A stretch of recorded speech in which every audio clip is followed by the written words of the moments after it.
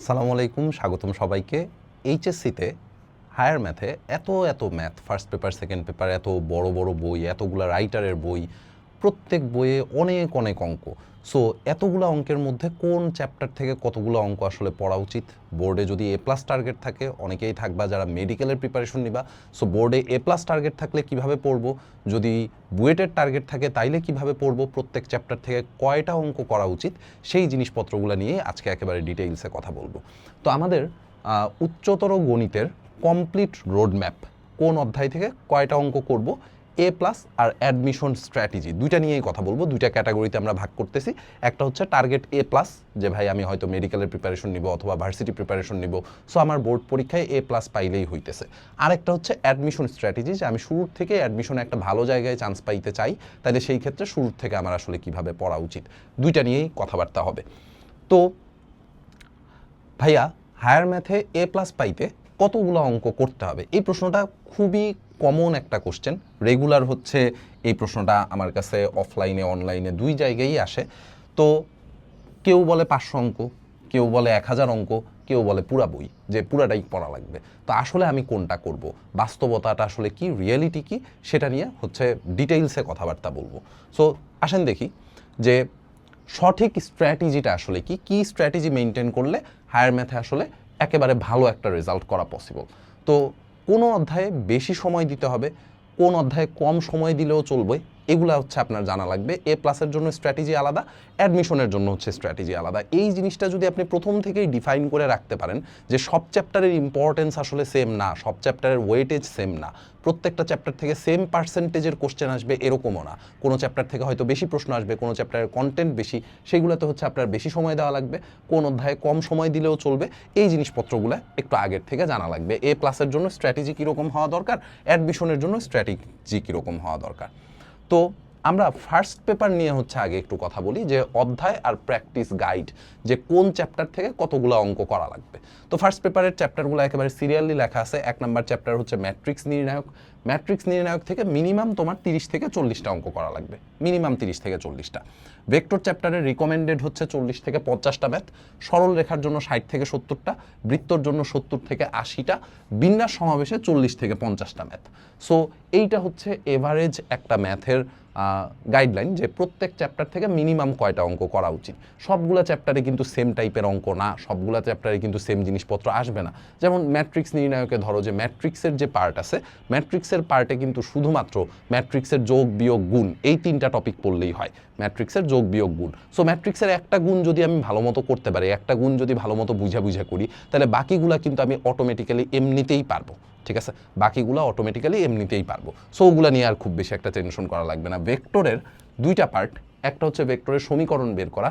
So এটা যখন হচ্ছে আমরা ভেক্টর পড়াবো, যখন তুমি পড়বা তখনই যায় বুঝবা। প্রথমে তো ফিজিক্সের ভেক্টর পড়বা, ফিজিক্সের ভেক্টরের সাথে ম্যাথের ভেক্টর 80%ই মিলে, ম্যাথের ভেক্টর 80%ই মিলে, জাস্ট 20% হয়তো একটু এদিক সেদিক আছে, 20% 19-20 আছে। ঠিক আছে, তো প্রথম 5টা চ্যাপ্টারের এই কয়েকটা অঙ্ক করা লাগবে। 6 থেকে 10 সবচেয়ে গুরুত্বপূর্ণ অংশ।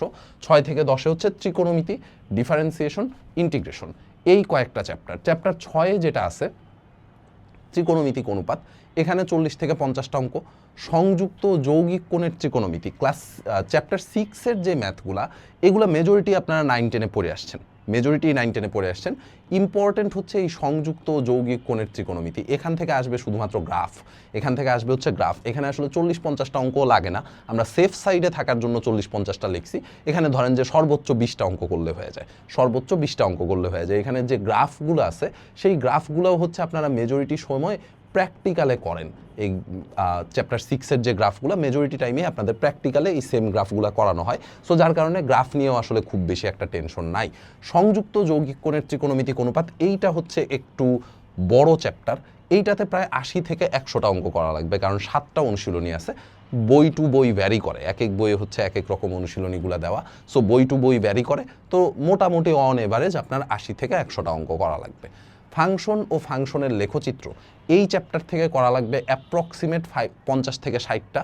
ডিফারেন্সিয়েশন, অন্তরীকরণ, এই চ্যাপ্টারে 100 থেকে 120, যদিও ক্লাসে করানোর সময় আমরা আরও অনেক বেশি করাই, বাট মিনিমাম হচ্ছে এই কয়েকটা আপনার লাগবেই। যোগজীকরণ, হার্ট লেখা, একেবারে ম্যাথের ফার্স্ট পেপারের হচ্ছে সবচেয়ে ইম্পর্টেন্ট দুইটা চ্যাপ্টার, একটা হচ্ছে ডিফারেন্সিয়েশন আর একটা হচ্ছে ইন্টিগ্রেশন, একসাথে যেই দুইটারে আমরা বলি হচ্ছে ক্যালকুলাস। সো ইন্টিগ্রেশনেও 100 থেকে 120টা ম্যাথ করা লাগবে।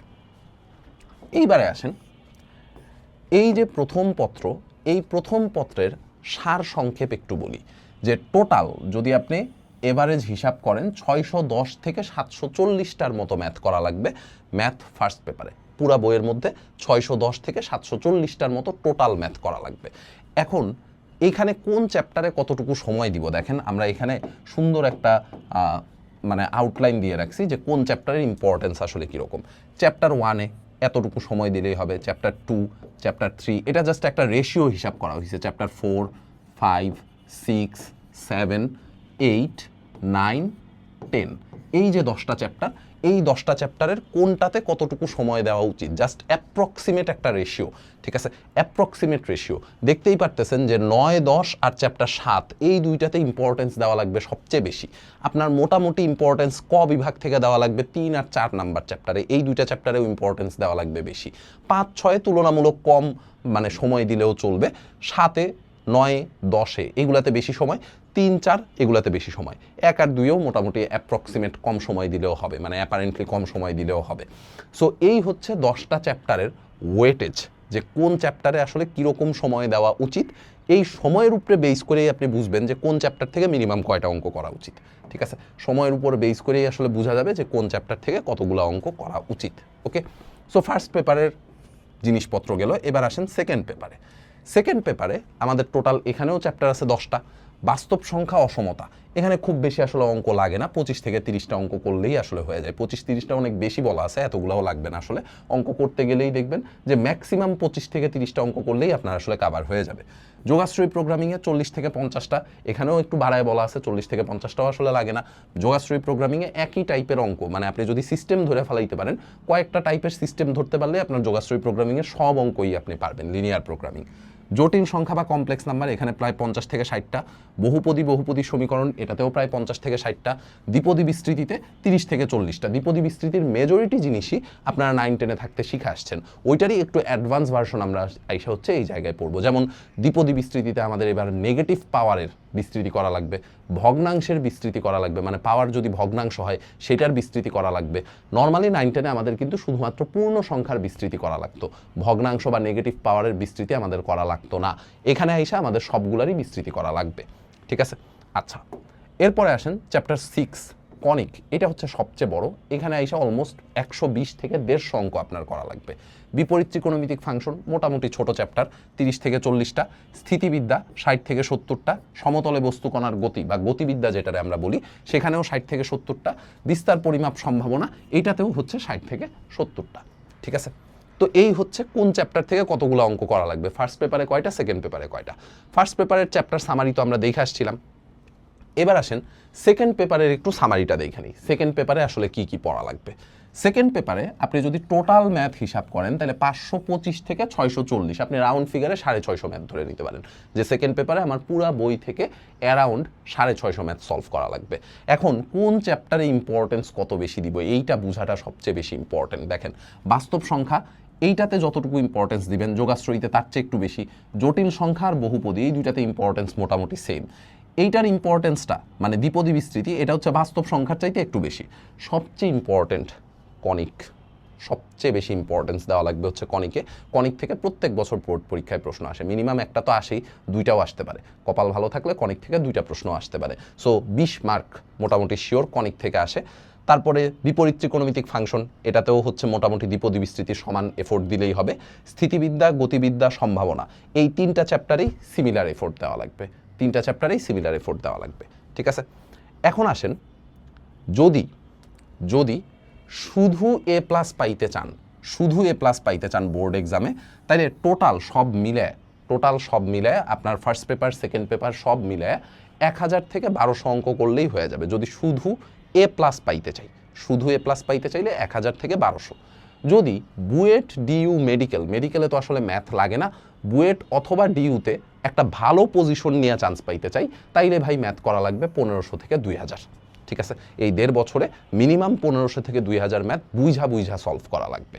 ঠিক আছে, অবশ্যই প্র্যাকটিস তো করতেই হবে, আর এখানে মানসম্মত অঙ্কগুলা করলেই হবে। শুধু এ প্লাস পাইতে চাইলে যেগুলো বোর্ড পরীক্ষায় রিপিট করতেছে, যেগুলো বারবার করে বোর্ড পরীক্ষায় আসতেছে, এই টাইপের অঙ্কগুলো প্র্যাকটিস করলেই হবে। আর যদি বুয়েট ডিউ মেডিকেল হয়, মানে মেডিকেলে লাগবে না, বুয়েট অথবা ডিউতে, ডিউ টপ সাবজেক্ট, বুয়েটে মোটামুটি চান্স মানে মিডিয়াম থেকে হচ্ছে লাস্ট র্যাঙ্কিংয়ের দিকে, বা বুয়েটে চান্স পাইতে হইলেই 1500 থেকে 2000 ম্যাথ করা লাগবে। এখন স্টুডেন্টরা সবচেয়ে বেশি ভুল করে কোথায়? সবচেয়ে বড় ভুল যেটা, সেটা হচ্ছে যে ইন্টিগ্রেশন থেকে ধরেন আপনি 200 ম্যাথ সলভ করলেন, কথার কথা ইন্টিগ্রেশন থেকে 200 ম্যাথ সলভ করলেন, প্রবাবিলিটি বা সম্ভাবনা যেই চ্যাপ্টারটা আছে সেখান থেকে অঙ্ক করলেন মাত্র 10টা। এটা কিন্তু করা যাবে না। আমরা যে রেশিও দিছিলাম যে এই রেশিওতে হচ্ছে চ্যাপ্টারের ইম্পর্টেন্স, সেই রেশিও অনুযায়ী মেনটেন করে আপনি অঙ্ক করেন। ঠিক আছে, রেশিও অনুযায়ী মেনটেন করে অঙ্ক করেন। আপনার এখানে 200 ইন্টিগ্রেশন করে প্রবাবিলিটিতে মাত্র 10টা অঙ্ক করা, এটা আসলে কোনো বুদ্ধিমানের কাজ না। আপনি মেনটেন করেন, ইন্টিগ্রেশনে হয়তো 150 ম্যাথ করলেন, প্রবাবিলিটিতে আমাদের অঙ্ক করার কথা ছিল 50টা, ওখানে হয়তো আমি 30টা করলাম। ঠিক আছে, একটু ম্যানেজ করে রেশিও মেনটেন করে তারপর হচ্ছে আমাদের ম্যাথগুলো করা লাগবে। ঠিক আছে, ব্যালেন্সড প্রিপারেশন সবচেয়ে ইম্পর্টেন্ট। প্রতিটি অধ্যায়ের সঠিক প্র্যাকটিস করা, প্রত্যেকটা অধ্যায়ের সঠিক পরিমাণ প্র্যাকটিস করা লাগবে, যে আপনার প্রত্যেক চ্যাপ্টার থেকে কয়টা অঙ্ক মোস্ট ইম্পর্টেন্ট, এই মোস্ট ইম্পর্টেন্ট ম্যাথগুলো বাছাই করে সেগুলো বারবার করে প্র্যাকটিস করেন। আর যদি ইমব্যালেন্সড একটা প্রিপারেশন নেন, এক অধ্যায় বেশি অন্যটায় একেবারে কম, তাইলে দেখবেন যে আপনার 50-এ 50 আসলে অ্যান্সার করা পসিবল হইতেছে না। এমসিকিউ 25টার 25টা আপনি পারতেছেন না, 25টার মধ্যে হয়তো 5টা ছেড়ে দিয়ে আসা লাগতেছে। টাইমের কারণে ছাড়া লাগুক, বা কনসেপ্ট না পারার কারণে, শর্টকাট না পারার কারণে ছাড়া লাগুক, 5টা এমসিকিউ ছেড়ে দিয়ে আসা লাগতেছে, একটা সিকিউ বা 2টা সিকিউ বা 1.5টা সিকিউ ছেড়ে দিয়ে আসা লাগতেছে। সো এই কারণে ব্যালেন্সড প্রিপারেশন নেবেন, যে কোন জায়গার থেকে অ্যান্সার করলে বা কোন চ্যাপ্টারে কতটুকু ইম্পর্টেন্স দেওয়া উচিত, সেই ইম্পর্টেন্সটুকু বুঝা তারপরে ওই চ্যাপ্টার থেকে ম্যাথ প্র্যাকটিস করবেন। ঠিক আছে, ফাইনালি জিনিয়াস হওয়ার দরকার নাই। আপনার যদি ম্যাথে ভালো করতে হয় তাহলে একেবারে ম্যাথ জিনিয়াস, আমি ম্যাথ অনেক ভালো পারি, এরকম আসলে দরকার নাই। প্রতিদিন 8 থেকে 12টা অঙ্ক কনসিস্টেন্টলি করবেন, 8 থেকে 12টা অঙ্ক কনসিস্টেন্টলি করবেন। বোর্ড এক্সামের প্রশ্ন সহজ লাগবে, আর আজকের থেকে শুরু করলে আপনি অন্যদের চাইতে আগায় থাকবেন। ঠিক আছে, বোর্ড এক্সামের প্রশ্ন সহজ লাগার জন্য খালি প্র্যাকটিসই এনাফ।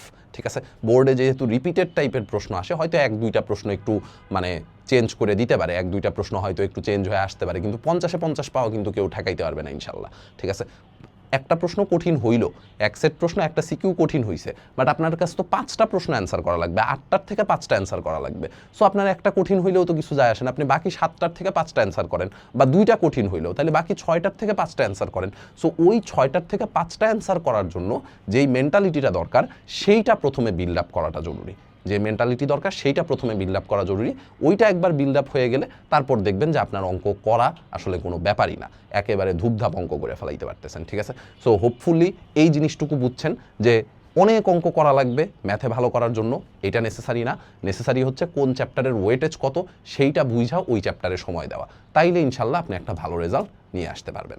দেখা হবে ইনশাল্লাহ আপনাদের সাথে পরবর্তী কোনো ক্লাসে, পরবর্তী কোনো ভিডিওতে। ধন্যবাদ সবাইকে।